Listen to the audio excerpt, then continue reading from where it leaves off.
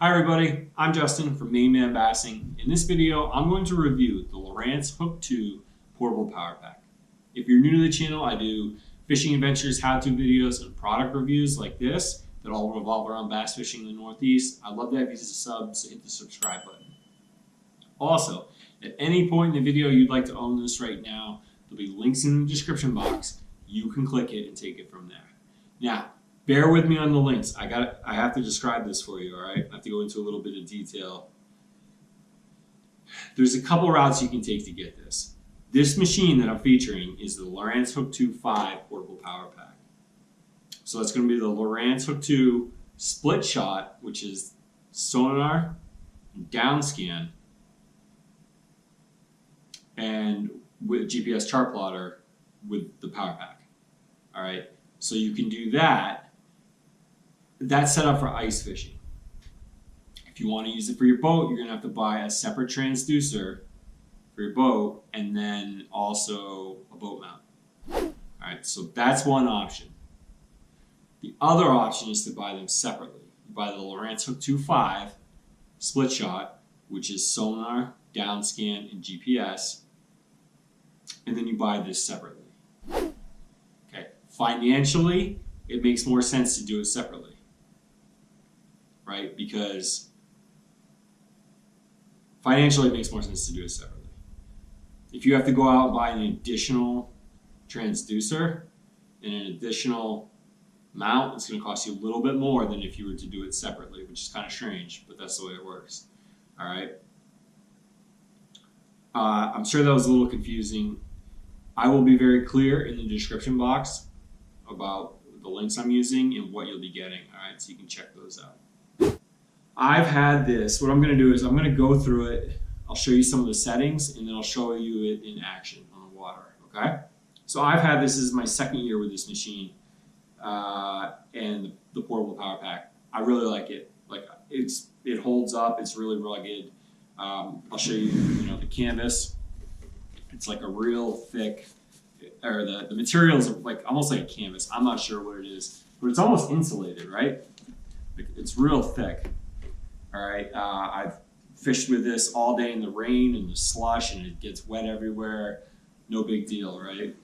So you got your case, and it opens up on either side. You get a nice thick reinforced handle to lift it up with. Traditionally, and you have your transducer, your ice fishing transducer with your floaty and your stopper, right? And so like what I do, right, is I'll drop it, both of these flaps open in the rain, doesn't matter. I'll have them both open.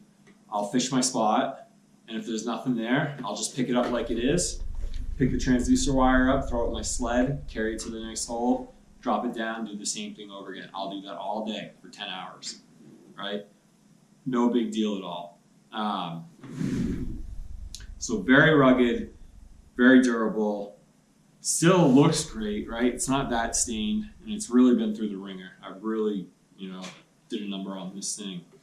But you have, how many pockets you have on it? You have a pocket in the back flap right here. You have two zipping pockets on either side that extend pretty well. I'll try to give you a shot there, right? Like I have my screwdriver in there. I put snacks and stuff in there. You have two basket pockets on either side. And I think that's it. I believe that's it for the pockets, right? Yeah, that's it. Now, when you open it up, and you look inside, you have, it's hard to see, but you have a little case here. If I have my scissors here, I'll put my pliers on either side. The machine, it has bolt-in, it's got like plastic screws you can bolt it in with, right? So it stays nice and stays put. You can take that out if you need to. You can adjust, you can put the height, you can set this up here if you wanted to. All right, so it's got two different height adjustments. But I usually keep it right down here. All right, I keep all my accessories in these pockets. Comes with two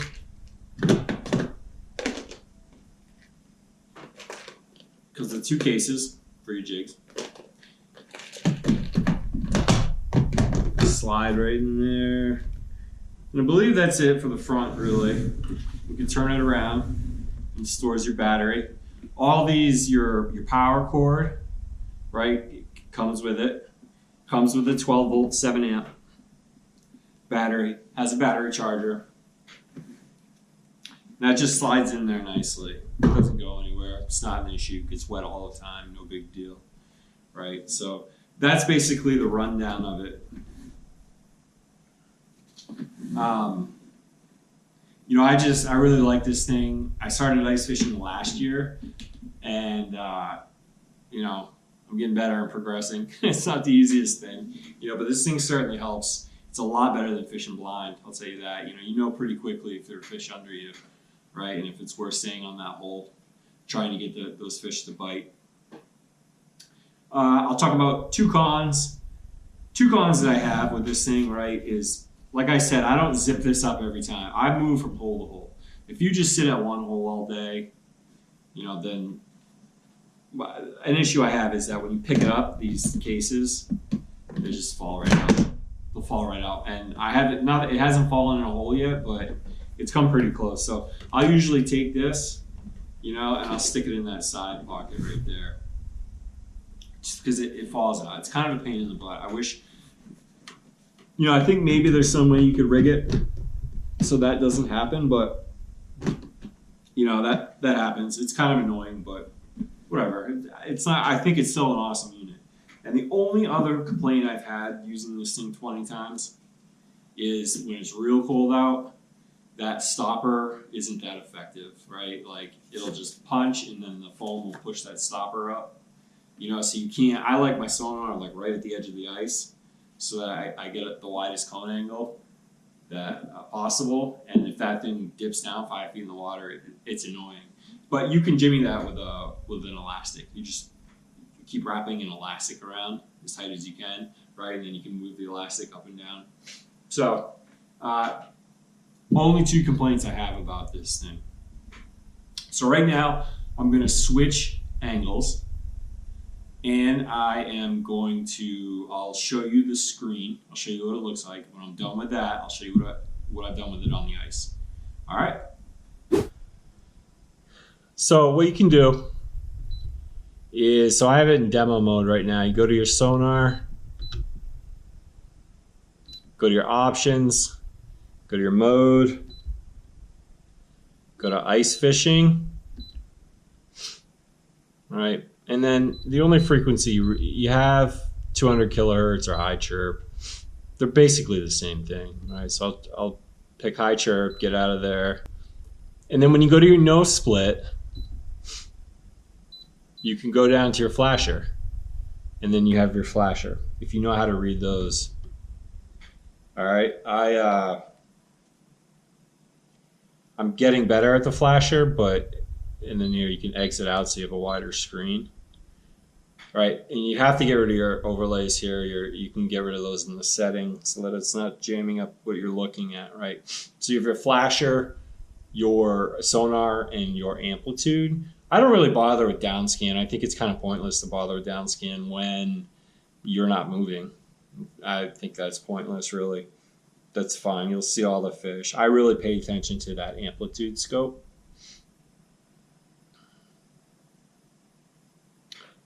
So that's what, you know, primarily you use. And to tell you the truth, I don't really look at the flasher that much. So, you know, what I'll do is I'll just get rid of that. I'll just go to a no split because to me, unless if the only time I really like that flasher is if I can't, sometimes it's really hard to tell if there's a bass right on the floor. Like, because if you have weeds there, the weed line will be orange. It'll be a little bit of an orange, like a 1/2 inch high orange, right? And then sometimes it's hard to tell if that's changing. And there's a lot of times bass are they're like stuck to that floor. And so, you know, I've started recently to put on that flasher to sort of to see if that helps, if I can tell if I'm looking at a fish or not. All right, I'm going to change screens again.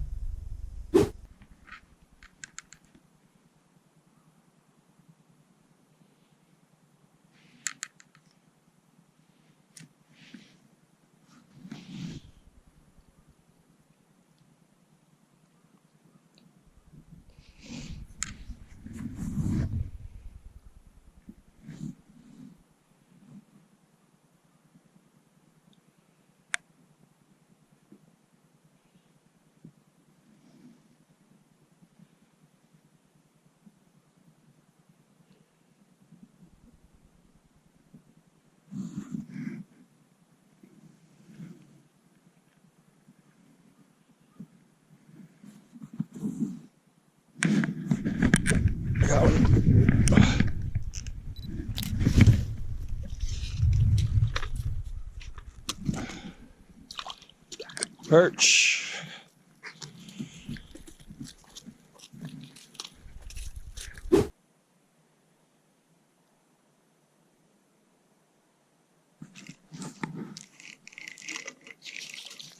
Whoa, dude. Jumbo perch. Whoa, that's crazy. Barely felt that. It's a nice perch. Man, that'd be good eating.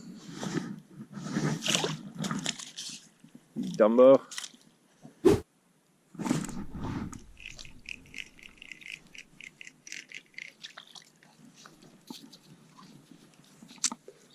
Another jumbo perch, baby. Dude, this would be some good eating. A big perch. It'd be tasty.